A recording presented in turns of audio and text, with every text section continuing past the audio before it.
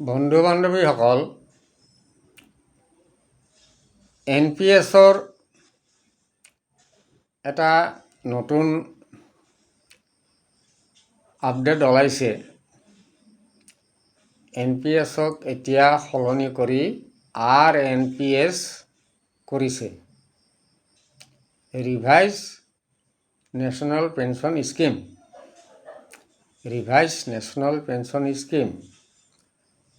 আপোনাৰ যদি 20 বছৰ চাকৰিকাল হৈছে তেতিয়া আপোনাৰ দৰমহাৰ 50% পাব আৰু লগতে DA পাব। আৰু যিসকলৰ 10 বছৰ হৈছে তেওঁলোকৰ ফিক্স 7,500 টকা তেওঁলোকে ফিক্স এটা পেঞ্চন হিচাপে পাব। ইয়াৰ ভিতৰত আৰু এটা কথা আছে, আপোনাৰ যিমানখিনি টকা জমা হ'ল সেই টকাখিনিতো ঘূৰাই নিদিবই, লগতে আগত যিবিলাকে অৱসৰ লৈছে, অৱসৰ লোৱাসকলে তেওঁলোকক চৰকাৰে শতকৰা 60% টকা ঘূৰাই দিছে আৰু 40% টকা চৰকাৰৰ ঘৰত আছে। এই যে 60% টকা ঘূৰাই দিছে, এই টকাখিনি সুদসহ, এইকেইদিনৰ সুদসহ তেওঁলোকক ঘূৰাই দিব লাগিব। যদি ঘূৰাই দিব পাৰে তেতিয়াহে আপুনি এই পেঞ্চনটো পাব। যদি মই 10 লাখ বা 12 লাখ টকা ঘূৰাই দিব পাৰোঁ, তেতিয়াহ'লে মই এখন কিবা দোকান দিয়ে বহি থাকিব পাৰোঁ। তে ইমান দিনে মই ঘৰত বহি থাকিব নালাগে।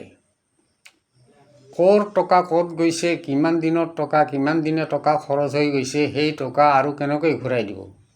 এইটো এটা কথা হ'ল নেকি যে সেই টকাখিনি আকৌ ঘূৰাই দিব লাগিব, সেই 60% টকা সুদসহ 10 টকা হাৰত সুদসহ ঘূৰাই দিব লাগিব। এইটো RNPSৰ নিয়ম। এইটো মানে নিদিয়াৰ নিয়ম যেন কোনেও নলয়, মানে আমাক NPSতে ৰাখিব, এইটোৱে নিয়ম। এইটোতো একেবাৰে জঘন্য, একেবাৰে বেয়া নিয়ম, অতিৰিক্ত বেয়া নিয়ম। এইটো ৰিটায়াৰ হোৱাবিলাকে কি কৰিব? তেওঁলোকৰতো পানী ধান ওচৰা অৱস্থা হৈছে, তেওঁলোকে খাব নোপোৱা হৈছে, ঔষধ কিনিব নোৱাৰি, বহুতে বিচনাত কেকাই আছে, ঔষধ কিনিব পোৱা নাই। চৰকাৰে জানে যে এখন ঘৰ চলাবলৈ কিমান টকা লাগে।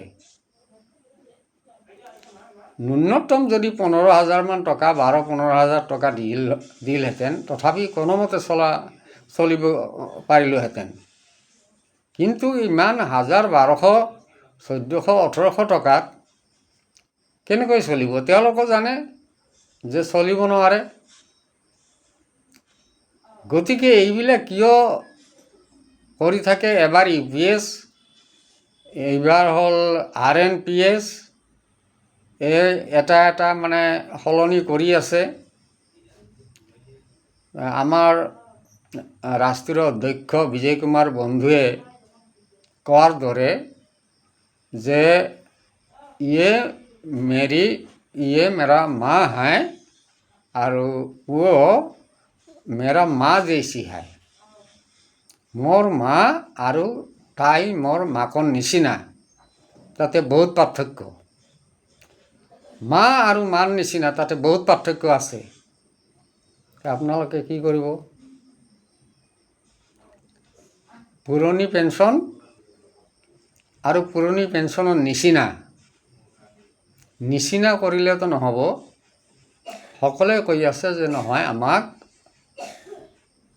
পুৰণি পেঞ্চনে হুবহু দিব লাগিব, হুবহু পুৰণি পেঞ্চনে দিব লাগিব। আৰু আমাৰ সন্থাৰ তৰফৰ পৰাও কৈ আছে, আমাৰ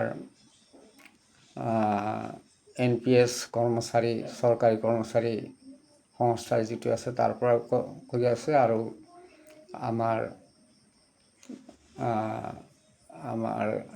যিবিলাক শিক্ষক বা তেনেকুৱা ৰেলৱে বা PWD আন আন বিভাগৰ যিবিলাক মানে আমাৰ শিক্ষক বা কৰ্মচাৰী আছে সকলোৰে এটাই মতামত যে আমাক পুৰণি পেঞ্চনেই দিব লাগিব, হুবহু পুৰণি পেঞ্চন। কিন্তু তেওঁলোকে এইটো দিবলৈ কিয় টান পাইছে মই বুজি পোৱা নাই। পুৰণি পেঞ্চন যদি আমাৰ মন্ত্ৰী বিধায়কসকলে ল'ব পাৰে আৰু 4বাৰ বা 5বাৰ হ'লে 5টা, 6বাৰ যদি MLA হে 6টা পাব। গতিকে আমি এটা পেঞ্চনে কেলেই নাপাওঁ? এটা পেঞ্চন দিব লাগে। এতিয়া বাৰে বাৰে কিহৰ নতুন নিয়ম এটা কৈ খুলি থাকে? এনেকৈ নিয়ম এটা কৰি খুলিলে কোনোবাই মানিব নেকি? আৰু সেই আগৰ সেই টকাখিনি কোনোবাই ঘূৰাই দিব পাৰিব নেকি? এইটোতো নিয়ম নহয়। গতিকে ইয়াৰ মই ভিডিঅ'টো মোৰ ডেছক্ৰিপশ্যনত আপোনালোকে পাব। যদি আপোনালোকে চাব খোজে এই কথাখিনিৰ আচল যিটো ভিডিঅ' সেইটো এই ভিডিঅ'টোৰ ডেছক্ৰিপশ্যনত আপোনালোকে উলিয়াই চাই ল'ব। মই লিংকটো ইয়াতে দি দিম। ধন্যবাদ।